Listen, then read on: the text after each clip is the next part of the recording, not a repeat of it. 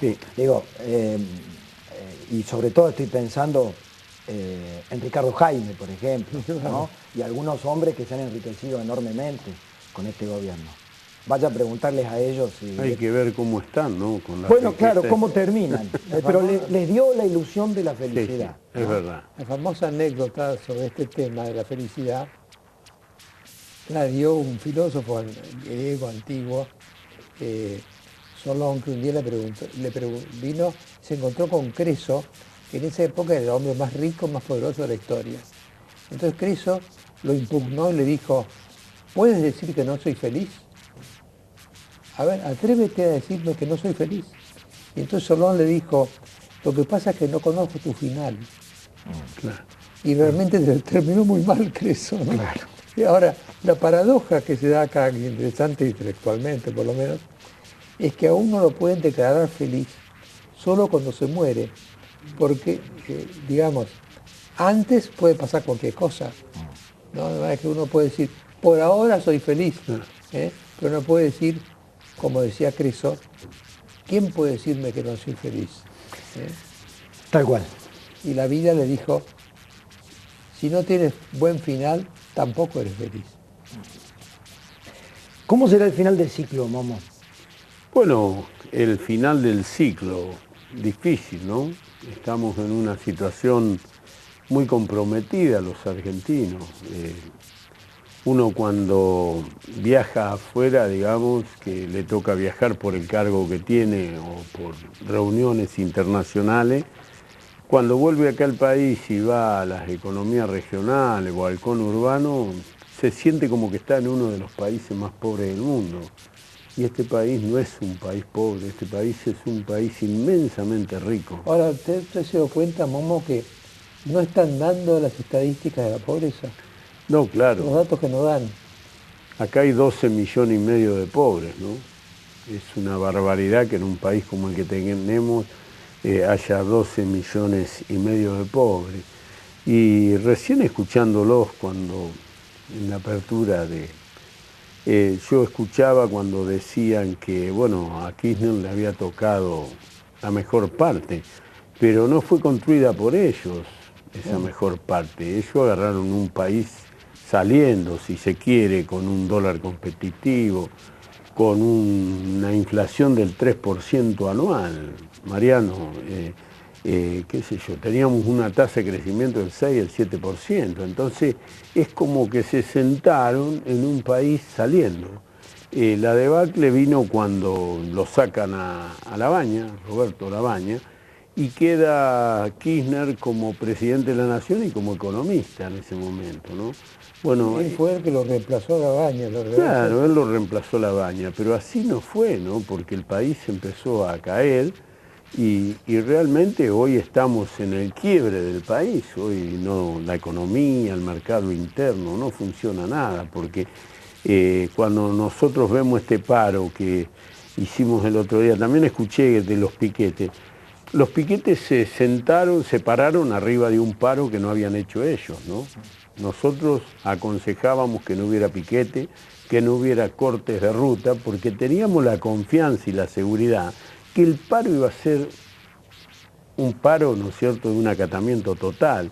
Y eso era bueno mostrarlo hacia adentro y hacia afuera, que el mundo vea el descontento de la gente hacia este gobierno, ¿no?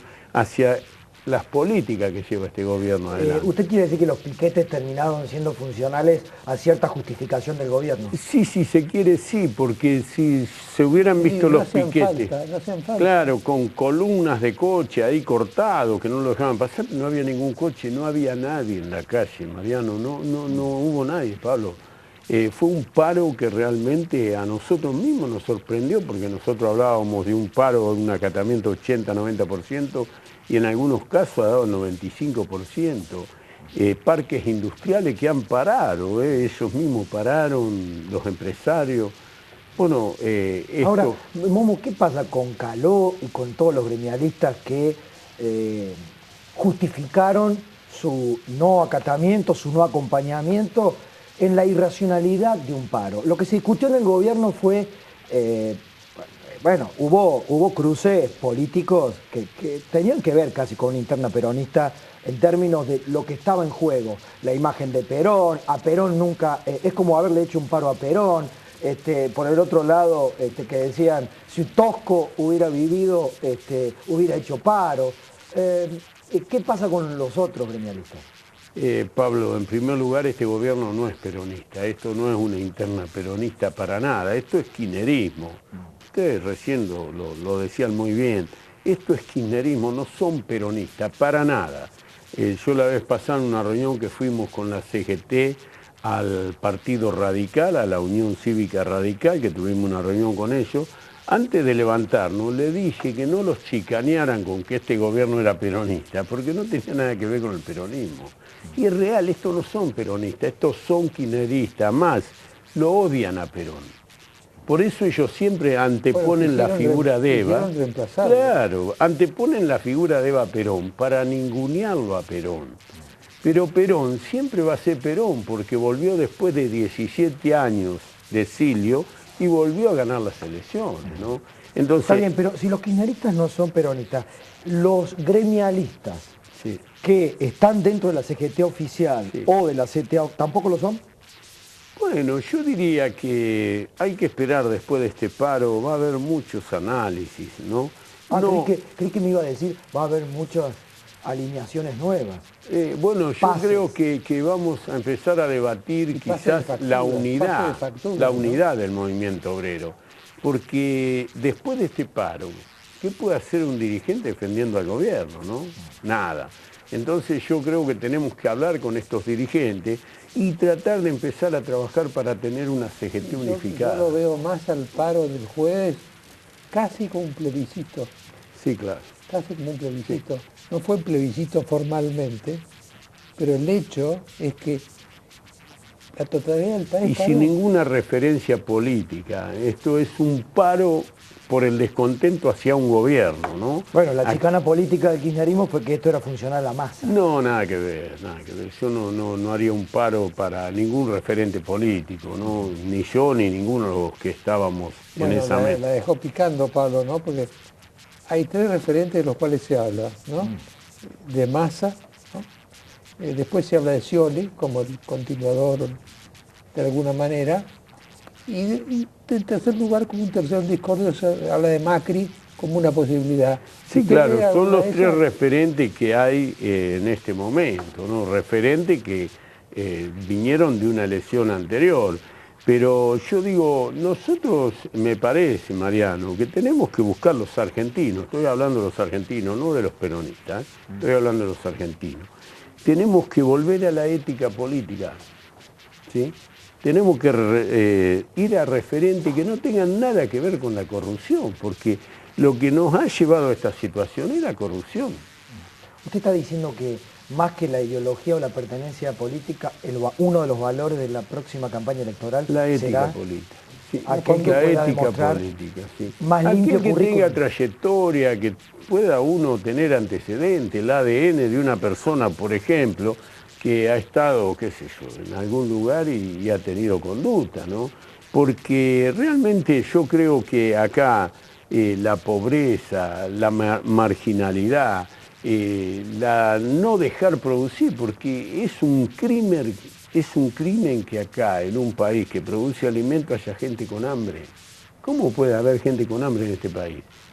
Digo yo, si nosotros fabricáramos coche en vez de alimento, tendríamos que competir con otros países que fabrican coches y de alta gama, de buena calidad. Pero nosotros producimos alimentos, no tenemos competencia en el mundo. Los alimentos los necesita todo el mundo. El mundo demanda alimentos, así que ¿por qué no producirlo? Vamos, dos cuestiones. Una, la modificación del impuesto a las ganancias puede ser, digamos, el salvavidas que le arroje el gobierno a los dirigentes gremialistas que están con el gobierno. Punto uno, ¿cómo lo analiza? Sí. Y punto dos, este giro hacia la ortodoxia, con Kicillof en el Fondo Monetario Internacional buscando plata, halagos del Fondo Monetario hacia el giro que dio Cristina con su ministro de Economía Kicillof, que hasta antes de ayer vociferaban contra el fondo. ¿Le dará al gobierno el oxígeno que necesita en términos económicos para evitar nuevos paros, por ejemplo? No, yo creo que el mínimo no imponible es uno de los temas. Acá hay jubilados que están ganando 2.700 pesos, Pablo. Y que realmente cuando uno ve que hay, digamos, funcionarios que ganan 300 y pico mil pesos, decimos, pero ¿en qué país vivimos? Un jubilado que dio toda su vida útil al país, que trabajó toda su vida honestamente, hoy resulta que está ganando 2.750 pesos y la señora presidenta hace un acto en la Casa de Gobierno para hablar del 11.33% que le da, pero esto es una vergüenza realmente, y que funcionarios digan que ganan 300 y pico mil pesos, bueno, esto, por eso digo yo, a lo mejor si levantan el mínimo no imponible, bueno, es una muestra que le está dando a los compañeros que están en la CGT oficialista, pero no es todo. Acá hay jubilados, hay asignaciones familiares que hace 5 años que no se actualizan, por decir algo, ¿no? Hay una inflación del 30%, hay devaluación. Todas estas cosas atentan directamente contra los argentinos, porque el mercado interno del país funciona si hay consumo. Y acá no hay consumo, Mariano. Y se pasaron de un extremo al otro, ¿no? Primero, hace un año eran consumistas. Claro. Y ahora son ortodoxos. Claro. Pero yo digo, si acá quisiéramos no cuidar los precios, acá tendríamos que producir en cantidad y en calidad y llenar las góndolas de alimentos. Entonces los precios se iban a cuidar solos. Lógico. Acá cuando la oferta es más grande que la demanda, los precios bajan. El problema es cuando la demanda es más grande que la oferta. Ahí tenemos que andar cuidando los precios, que no son cuidados, porque si uno analiza, bueno, hay consultoras que dicen que han subido, qué sé yo, una barbaridad, los alimentos, ¿no? Ahora, una pregunta final de alguna manera, Momo. ¿Dónde desemboca todo esto? Bueno, esto uno no sabe, qué sé yo, todos los días analiza cosas nuevas, pero yo creo que debería terminar esto como corresponde, ¿sí? Terminando este gobierno y entregándole a otro gobierno democráticamente, porque nosotros que hemos venido de parches y parches, ¿no es cierto?, con dictaduras, golpes militares, no queremos golpes. Hay una cosa que es notoria, ¿no? En la Argentina se terminó la idea que tantos años llevó de que los procesos se interrumpen. Claro. No se interrumpen, No, se terminan. no se terminan. Y cumplen los plazos. Totalmente. Como dice Martín Fierro, no hay plazo que no se venza. Y bueno, y le llegó el momento. Ni deuda que no se pague. ¿Sí? Exactamente. Momo, muchas gracias. No, al contrario, gracias. Gracias, Momo. Hacemos una pausa y está con nosotros Gustavo Ferrari. Las siguientes empresas acompañan a Mariano Grondona en Hora